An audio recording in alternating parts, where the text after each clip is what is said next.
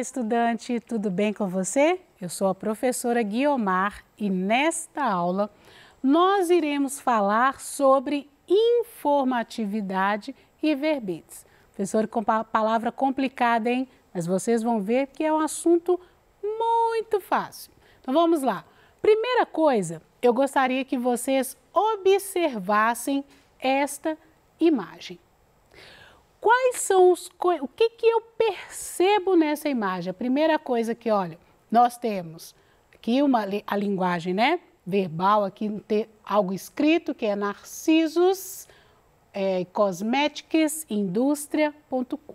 Aí, eu gostaria que vocês também prestassem atenção que esse apóstrofo S aqui em inglês, ele indica posse. Tem uma referência de posse. Nessa imagem aqui, nós temos também algo que se parece com uma indústria. E aqui, olha, nós temos um rio. Esse rio, ele está sujo ou limpo? Essa pessoa que está olhando no rio aqui, como que ela está? Aqui, ela está com uma imagem. O reflexo dela já está refletindo um outro tipo de imagem. Quantas informações, né, professora? Sim. Olha, quais informações precisamos acionar para entendermos o significado geral, o humor e a crítica do cartoon? Primeira coisa, nós temos que entender que aqui o assunto geral que está sendo tratado é sobre a poluição. Isso. Olha aqui como que esse rio está sujo. Olha aqui essa fábrica, né, ou essa indústria aqui emitindo fumaça que prejudica o ambiente, poluição do ar. Aqui nós temos a poluição do rio. E outra referência que nós temos aqui, olha, de Narciso. Isso aqui faz parte, é um personagem da mitologia grega, né, que era muito bonito, era um homem muito bonito, né, um jovem muito bonito, mas que foi amaldiçoado porque ele não poderia contemplar a sua própria imagem, né, a sua própria beleza. E um dia, meio à caça, ele era um caçador, né, induzido por uma pessoa, ele viu o seu reflexo ali no lago. E isso amaldiçoou, né? Então, por isso que a gente fala complexo de Narciso. Aquelas pessoas, né, narcisistas que só olham para si, é por isso. Mas é um assunto para outra aula, não é isso? Mitologia grega. Então, é por isso que nós temos essa referência. E quando esse homem... Só que percebam, né? Narciso ele era belo, era um jovem belo. Quando ele fosse ver naquele reflexo, ele viu um homem bonito, um jovem bonito. Aqui é diferente. Esse homem, ele está com uma imagem e aqui ele está com outra. Por quê, né? Esse reflexo, aquilo que o homem faz com o meio ambiente, volta para ele mesmo. É essa mensagem que nós temos. E não é verdade? Não é isso mesmo? Quando nós poluímos aí o ambiente, isso volta para nós mesmos, através de enchente, não é isso? Esse ar aí poluído que nós temos. Então, são todas essas informações que eu preciso acionar, né? Conhecimento de mundo, esse conhecimento prévio que eu preciso de ter para entender esse texto, senão ele passa apenas como um cartoon que pode não transmitir, você pode não entender essas informações tão preciosas que possui nesse cartoon, certo? Então, ó, essas informações nós precisamos acionar para entender o cartoon. E a crítica, que é a questão da poluição, aquilo que você faz volta para você mesmo. E é por isso que eu trouxe esse cartoon para falarmos de informatividade. Por quê? É o grau de informação que um texto escrito ou visual veicula. São aquelas informações presentes no texto, né? É aquela quantidade de informações que um texto pode ter ou não. Por isso que eu falo de informatividade. Simples, né?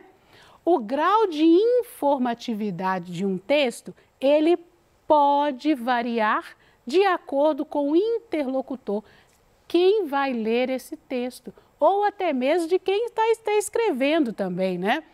A quem ele se destina. Então, esse grau de informações ele pode variar no texto, dependendo do conhecimento de mundo do público-alvo, ou seja, do que a pessoa já sabe a respeito do assunto. Então, aquele cartoon ali eu posso apresentar para uma criança que às vezes pode não ter esse conhecimento prévio, saber sobre a mitologia grega, desconhecer a respeito, né, da poluição. Posso apresentar? Não. Então, esse texto, né, esse grau de informatividade, ele pode variar. Provavelmente, esse não seria um cartoon que eu apresentaria por uma criança ainda muito nova. Não é isso? Então, graus de informatividade de um texto. Eu posso ter texto com grau alto, médio ou baixo de informatividade. Essa variação está relacionada com o nível de informações que o texto apresenta e com o repertório cultural do leitor. Lembra lá? Esse grau de informatividade ele pode variar, dependendo do público-alvo, a quem esse texto destina, ok? E exemplos. Textos com grau alto de informatividade, textos científicos, por exemplo, porque você precisa saber um pouco daquele assunto. Não adianta eu ler, né, pegar um texto, por exemplo, falando sobre genética, por exemplo, se eu não sei nada de genética, porque vai ter informações ali que esse leitor, né, que vai precisar de acionar, que se ele não tiver esse conhecimento prévio, ele não vai entender o assunto. Né? Então, textos de divulgação científico, são textos com grau alto de informatividade. Textos com grau médio de informatividade são esses textos que circulam na sociedade, porque a maior parte dos textos de circulação nacional veiculados pela mídia são textos que possuem grau médio de informatividade. Porque esses textos, eles prendem a atenção do leitor, acrescentando-lhe novas informações. Então, é por isso, um texto de divulgação científica, ele possui, muitas informações, né? Possui termos técnicos, então vai exigir um pouco mais desse leitor. A gente não pega um texto assim, provavelmente no dia a dia de divulgação científica, para ler assim, né, sem ter um objetivo, talvez. Mas esses textos que circulam normalmente na sociedade, eles apresentam uma informação, eles precisam trazer uma novidade para o leitor. Ou, o contrário, isso não vai despertar atenção. Vão ser textos que vão circular, mas não vai atingir as pessoas. Então, esses textos, né, a maioria dos textos de circulação que circulam na sociedade, eles apresentam algum tipo de informação nova. Ou, o contrário disso, não chamariam a atenção do leitor. Entendido? Textos com grau baixo de informatividade são textos que não despertam o interesse do leitor. É por isso que eu falei, a maioria dos textos de circulação nacional, eles possuem um médio, né, um médio grau, né? Eles tem que ter algum tipo de informação nova, porque senão não prendem a atenção do leitor. Então, textos que não despertam o interesse do leitor são textos com grau baixo de informatividade, porque não trazem novidade. E por não trazer novidade, algo novo ou importante, eles não chamam a atenção. Entendido? Informatividade e senso comum. Vamos lá. Informatividade é o grau de informação que um texto apresenta. Isso que eu falei, pode variar, né? Entre alto, médio e baixo. Senso comum, o que vem a ser o senso comum? São informações óbvias, argumentos aceitos universalmente. Ou seja, se eu estiver escrevendo um texto e apresentar informações que as pessoas já sabem, que já é de conhecimento de todos, isso não vai ser uma novidade, não vai chamar a atenção, não vai despertar o interesse de quem está lendo, sem necessidade de comprovação, porque já está dado, é do conhecimento das pessoas. Por exemplo, o homem depende do ambiente para viver. Isso precisa de ser comprovado? Não, né, estudante? Todos nós sabemos disso, isso não é uma novidade. Então, se você for escrever um texto, né, falando da relação do homem com esse ambiente, se você quiser trazer essa informação aqui como novidade, já saiba que isso não é uma novidade, isso não precisa de comprovação, já é senso comum, as pessoas já sabem disso, ok? E são informações que já foram comprovadas historicamente, estamos falando do senso comum, né? Não precisam de justificativas. Por apresentarem um grau de informatividade muito baixo, tem um valor persuasivo menor. Por isso que eu disse, se você for escrever um texto dissertativo argumentativo, que é o que você aí, né, está trabalhando nele ultimamente, porque você já visa o Enem, não é isso? Já foca o Enem em vestibulares.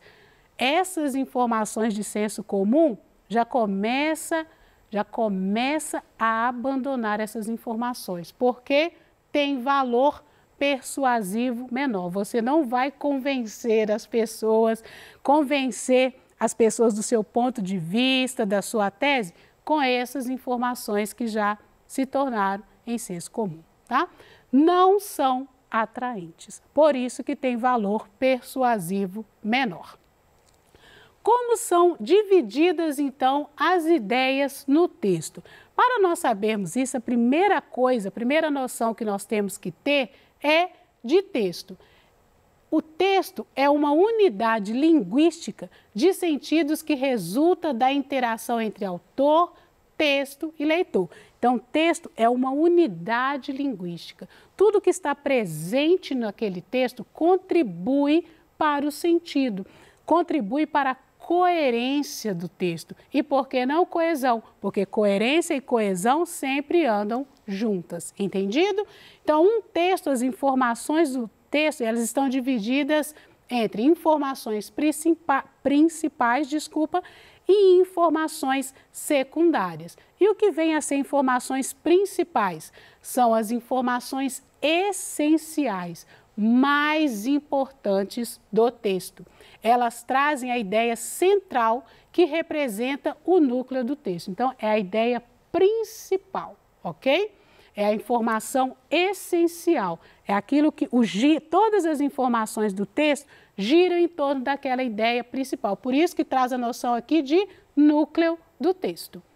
Todas as demais informações serão construídas a partir da ideia central, estabelecendo o sentido do texto. É por isso que eu falei, unidade linguística. Tudo que está no texto contribui para o sentido do texto, para a coerência, para ter significado, sentido. Informações secundárias são informações complementares que ajudam a criar um contexto e a reforçar o que é essencial. Então, todas as outras ideias vão girar, as ideias secundárias vão girar, né, em torno da ideia principal. Importante, todo texto contém mais ideias secundárias do que ideias principais, pois elas tornam o texto mais fluido. Você não pode trazer um texto, né, pode apresentar no seu texto só uma ideia principal. Você precisa sustentar, você precisa falar, expor, dissertar sobre aquele assunto. Então, para isso, você recorre às ideias secundárias. Mas devem ser colocadas sob medida no texto, porque um texto também que só contém ideias secundárias e essas ideias não dialogam com a ideia principal, vai prejudicar o sentido do seu texto e pode não tornar o seu texto tão atraente também. E uma atividade aqui que está no PET, o título do texto é As redes sociais e a sua influência na nossa autoestima. Esse é o título lá do texto. Você já teve a impressão de que todo mundo é feliz, bonito e bem-sucedido nas redes sociais? Que todos só comem em restaurantes sofisticados e viajam para destinos exclusivos acompanhados de beldades? Isso é muito comum nas redes sociais, né? Só que isso pode aí estar mexendo com a autoestima das pessoas. A inatividade pede a senhora, classifique os trechos abaixo em informações principais e secundárias. Volta lá no seu texto, vamos lá. Facebook, Twitter, Instagram e outras redes são ferramentas interessantes. Isso é ideia secundária ou principal? Secundária, porque isso aqui só vai girar em torno da ideia principal lá, que é redes sociais e autoestima. 1 em cada 3 usuários do Facebook se sente menos satisfeito com sua vida após visitar a rede. Ideia principal. Isso acontece porque nossa autoestima também é principal, porque dialoga com o título do texto. E secundária, apenas 7% da comunicação depende das palavras. Aqui é um assunto que gira em torno da ideia principal. Ok? Entendido? Vamos para o outro assunto agora, que são verbetes. É um texto escrito de caráter informativo, destinado a explicar um conceito seguindo os padrões da obra em que se é publicado, como dicionários ou enciclopédias. Geralmente, os verbetes abordam conceitos bem estabelecidos. Continuando, quais são os suportes? Onde eu posso encontrar esses verbetes aí, né? Que são entradas, são aquilo que são textos construídos para explicar palavras, conceitos, ok? Dicionários, enciclopédias, publicação digital. Hoje nós temos plataformas que são, na verdade, dicionários online ou enciclopédias online. E também, por que não, os hiperlinks, porque quando você clica num texto, pode puxar para a explicação daquele conceito, ok? Enciclopédias livres, o que eu acabei de dizer, as informações relevantes à explicação de conceitos são construídas coletivamente. Nós temos exemplo disso, né, na internet. São conceitos que são palavras, né, termos, expressões, enfim, que são explicadas a partir da construção coletiva. As pessoas vão lá e acrescentam as informações, que é muito interessante também, traz ali informações muito importantes, essas enciclopédias livres. E qual que é a linguagem usada nesses verbetes? Porque como são textos escritos para trazer uma informação, uma explicação, linguagem formal, objetiva e acessível. Não adianta também eu construir um conceito, um significado que as pessoas não vão entender, porque a proposta não é explicar um termo, uma palavra. Uso de terminologias especializadas também, dependendo do termo que eu estou explicando, pode existir ali terminologias especializadas. Linguagem verbal, embora eu já tenha dicionários hoje que também trazem imagens para facilitar ali o entendimento. Linguagem não verbal, como eu já disse, né, o uso de imagens, principalmente dicionários, né, destinados a crianças, por exemplo, eu tenho o uso de imagens ali para ajudar na compreensão. E a pretensão, por ser universalista, ou seja, atingir o máximo de pessoas possível, é que a linguagem é formal, objetiva e acessível, ou seja, para que as pessoas entendam o que está sendo explicado. E o verbete é essencialmente destinado à consulta, o que lhe impõe uma construção discursiva sucinta e de acesso imediato. Então, é para facilitar aí mesmo a vida das pessoas, ok? E para explicar a estrutura, eu trouxe o próprio significado de verbete. Nós temos a entrada, que é a palavra, né, aquele conceito que vai ser explicado, e aqui as informações, o que vem a ser o verbete. Então, eu tenho a entrada e a explicação, o texto explicativo aqui, ok? Então, entrada mais conceito. Assim também você encontra nos dicionários online, ok? Só digitar a palavra. Agora, os verbetes de enciclopédia ou verbetes enciclopédicos, eles já são mais trabalhados, porque eles trazem também dados históricos. Não deixa de ter a entrada mais o conceito, mas possui mais informações históricas, ok? E as enciclopédias, antes nós tínhamos aqueles livros, né, as pessoas assim, pouco mais velhas, elas colecionavam, né, essas enciclopédias. Hoje a internet facilitou a vida de todo mundo, então é só você procurar lá a enciclopédia livre que você tem todo o conceito ali já disponível na internet. Entendido, então, o que vem a ser um verbete? E sobre informatividade, que é o grau de informações que eu tenho no texto? Então, aqui as nossas referências e muito obrigado pela aula de hoje.